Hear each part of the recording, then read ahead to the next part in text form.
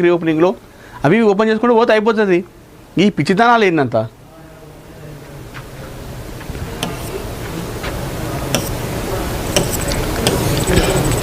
వర్గ పోరుతోనే జాతీయ కార్యవర్గంలో చోటు దక్కలేదు. బీజేపీ రాష్ట్ర నేతలపై ఎమ్మెల్యే రాజాసింగ్ సంచలన వ్యాఖ్యలు. ఇప్పటికైనా ఆత్మ పరిశీలన చేసుకోవాలని సూచన. పాపం నిజంగా బీజేపీలో అంతర్గత కలహాల వల్ల బీజేపీ పార్టీ నష్టపోతుంది. బీజేపీ పార్టీ ఈ విధంగా ఉంటేనే పార్టీ మనం ముందుకెళ్ళచ్చు అని చెప్పేసి ఎప్పటి నుండో రాజాసింగ్ అరుస్తూ చెప్తున్నాడు, మొత్తుకుంటూ చెప్తున్నాడు, లబోదిబం అంటూ చెప్తున్నాడు. అయినా ఆయన మాటలు పట్టించుకోవట్లేదు ఎవరు కూడా. ఆయన పైపెచ్చు అట్లాంటి మాటలు చెప్పినందుకు ఇప్పుడు జాతీయ కార్యవర్గంలో ఆయనను తీసుకోలేదు. దానికి కారణం లోకల్ ఉన్నటువంటి నాయకుల వల్లనే అని చెప్పేసి చెప్తా ఉన్నాడు. ఎందుకంటే ఆయన మంచిగా చెప్పింది కదా, మీరు కొట్టుకోవద్దు, మన పార్టీకి ఇట్లా వద్దని మంచిగా వస్తే లేకపోతే మన భవిష్యత్తు ఉంటుందని చెప్పేసి చెప్తుండు కదా. చెప్పినందుకు మాగే చెప్తా అని చెప్పేసి ఇగో ఆయనకు బీజేపీ రాష్ట్ర నేతలపై ఆయన సంచలన వ్యాఖ్యలు చేసిండు. అంటే ఎక్కడైనా సరే మంచి చేయకపోతే చెడు అవుతుంది. నిజంగా మనం ఏదో మంచి చేద్దామని చూస్తాం, మనకి ఇలాంటి లోపల ఏముండదు, -0 కూడా ఏముండదు. కానీ అక్కడ వెళ్ళి మనకు అవసరం లేకపోయినా వాళ్ళకి మంచి చేద్దామని చూస్తాం చూసినా, అట్లాంటి వాళ్ళకు ఖచ్చితంగా మైనస్ అవుతుంది. ఇప్పుడు రాజాసింగ్ విషయంలో అదే జరిగింది. బీజేపీ జాతీయ కార్యవర్గంలో తెలంగాణ నాయకులకు ప్రాతినిధ్యం దక్కకపోవడంపై గోషమహల్ ఎమ్మెల్యే రాజాసింగ్ తీవ్ర వ్యాఖ్యలు చేశారు. పార్టీలో కొనసాగుతున్న వర్గ రాజకీయాలు దానికి ప్రధాన కారణమని ఆరోపిస్తూ రాష్ట్ర నేతలంతా తమ వైఖరిపై ఆత్మ పరిశీలన చేసుకోవాలని అన్నారు. గతంలో రాష్ట్రానికి చెందిన సీనియర్ నేతలకు జాతీయ స్థాయిలో కీలక పదవులు దక్కేవని, కానీ ఈసారి ఒక్కరికి కూడా జాతీయ కార్యవర్గంలో చోటు కల్పించలేదని రాజాసింగ్ అన్నారు.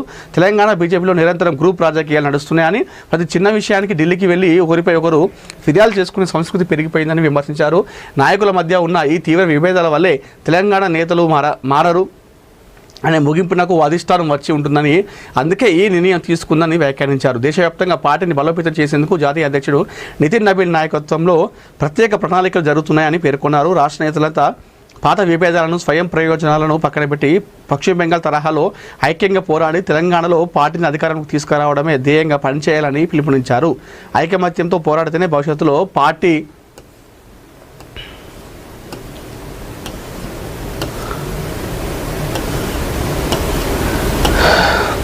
ఐకమత్యంతో పోరాడితేనే భవిష్యత్తులో పార్టీ భవిష్యత్తు ఉంటే తెలంగాణ అంటే ఆయన కాదు స్థానం.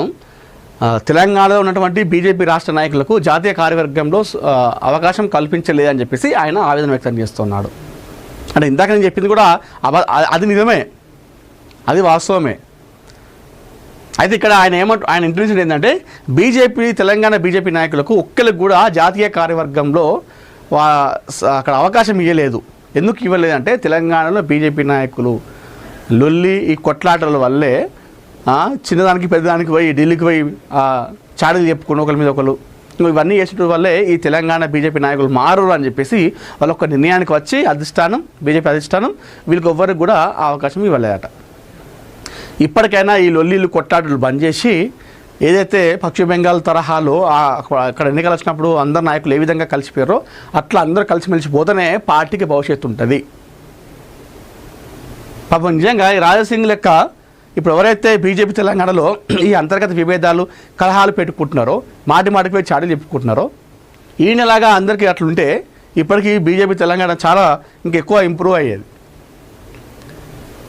ఇప్పుడు కేవలం తెలంగాణలో ఏది బీఆర్ఎస్ కాంగ్రెసే కదా ఎక్కువ మనకు అనిపించేది. బీజేపీ అప్పుడప్పుడు ఏది మన బండి సంజయ్ లాంటి వాళ్ళు ఏదో ఒక కార్యక్రమం నిరసన కార్యక్రమం చేపడుతుంది, అది పెద్ద వైరల్ అయ్యి అప్పుడు బీజేపీ పేరు వినిపిస్తుంది. కానీ లేకపోతే బీఆర్ఎస్ కాంగ్రెస్ పేరు మాత్రం వినిపిస్తున్నాయి.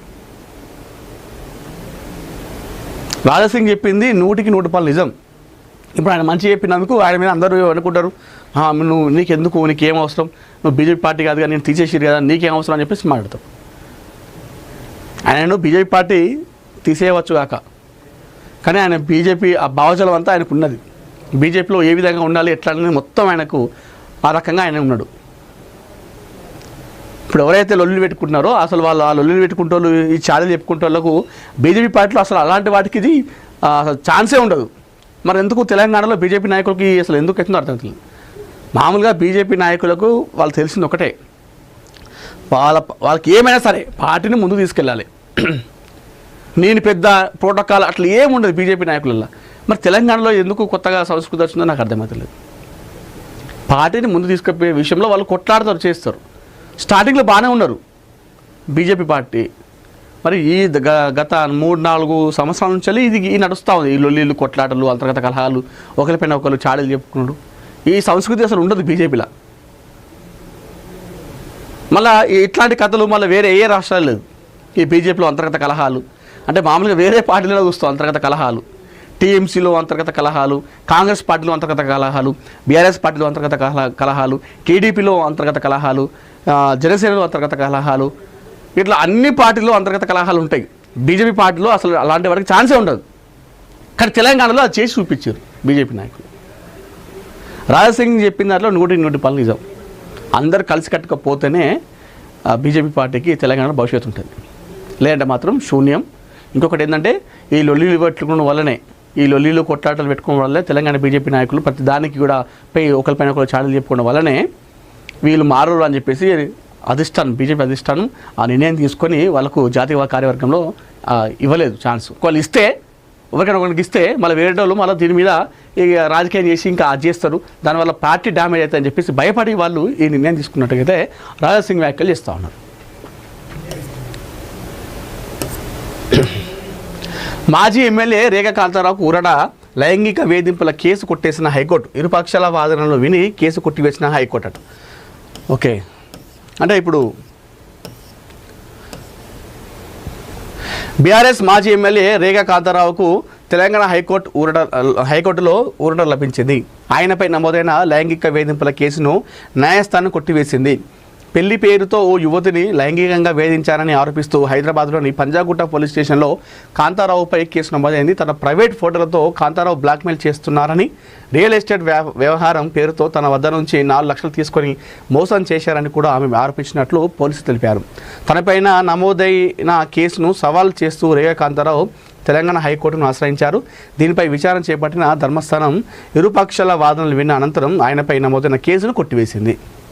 అంటే మరి ఇప్పుడు ఏదైతే పెళ్లి పేరుతో ఓ యువతిని లైంగికంగా వేధించింది తప్పే అన్నట్టే. ఇప్పుడు హైకోర్టు ఏదైతే ఇచ్చిందో దాని ప్రకారం చూసుకుంటే పెళ్లి పేరుతో ఎవరైతే ఆ యువతిని లైంగికంగా వేధించిందని చెప్పేసి అన్నారో అది అబద్ధమే. ఇంకొకటి ఏంటంటే తన ప్రైవేట్ ఫోటోలతో ఏదైతే యువతి ఉందో ఆ యువతి ప్రైవేట్ ఫోటోలతో కాంతారావు బ్లాక్మెయిల్ చేసిన అనేది కూడా అవాస్తవమే, అబద్ధం, అది కూడా తప్పే. ఇంకోటి ఏంది, రియల్ ఎస్టేట్ వ్యవహారం పేరుతో తన వద్ద నుంచి 4 లక్షలు తీసుకుని మోసం చేసింది అన్నది కూడా అబద్ధమే. ఇప్పుడు హైకోర్టు కొట్టేసిందంటే అందులో ఏది కూడా కరెక్ట్ లేదు. అంతేనంటే ఇప్పుడు రేఖా కాంతారావు గారు ఏం తప్పు చేయలేదు కాబట్టి హైకోర్టు కొట్టేసింది. మరి ఇప్పుడు ఆ యువతిని ఏం చేస్తారు? మరి ఆ యువతి ఎందుకు ఆ విధంగా లైంగికంగా వేధించని చెప్పేసి చెప్పింది. అదే దాంతో పాటుగా ప్రైవేట్ ఫోటోతో నన్ను బ్లాక్మెయిల్ చేసిందని చెప్పేసి ఏ విధంగా అబద్ధం చెప్పింది. 4 లక్షలు తీసుకున్నాడని చెప్పేసి ఎందుకు ఆ విధంగా చెప్పింది. ఇప్పుడు మరి ఆ యువతి పైన ఎలాంటి ఏమైనా చర్యలు